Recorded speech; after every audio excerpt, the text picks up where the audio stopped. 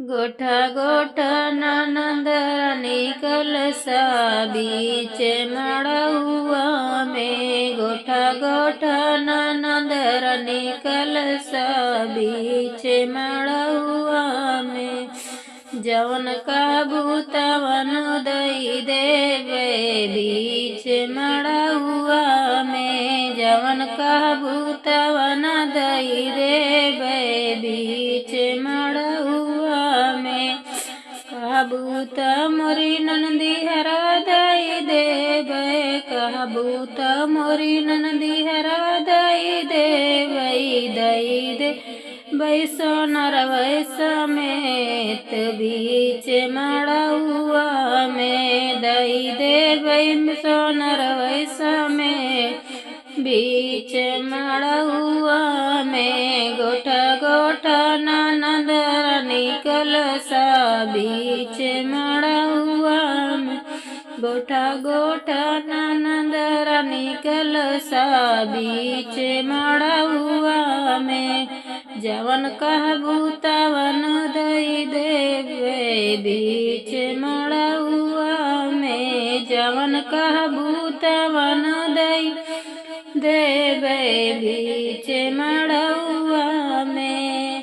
कहबू त मोरी नंदी गजरा दई देवे। कहबू त मोरी नंदी गजरा दई देवे दई देवे मलियवा समेत बीच मड़उआ में। दई देवे मलियवा समेत बीच मड़उआ में।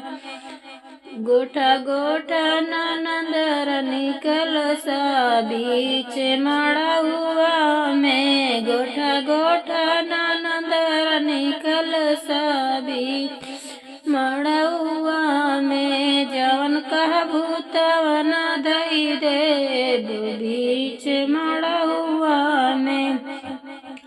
जवन कहबू तवन दई देव बीच मड़उआ में। कहबू त मोरी नंदी हंडा दई देवे। का त मोरी नंदी हंडा दई देवे दई देवे दुकनरवा समेत बीच मड़उआ में। दई देवे दुकानदारवा समेत बीच मड़उआ में।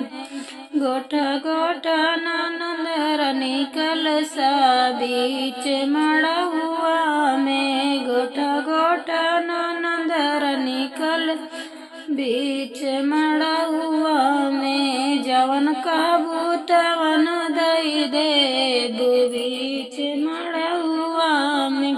जवन कहबू तवन दई देव बीच मड़उआ में। कहबू त मोरी ननदी रुपया दई देवे।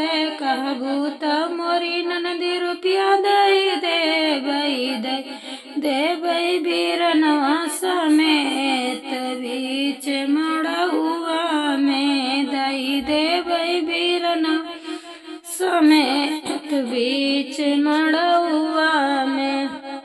गोठा गोठा ननदरनी कलसा बीच मड़उआ में।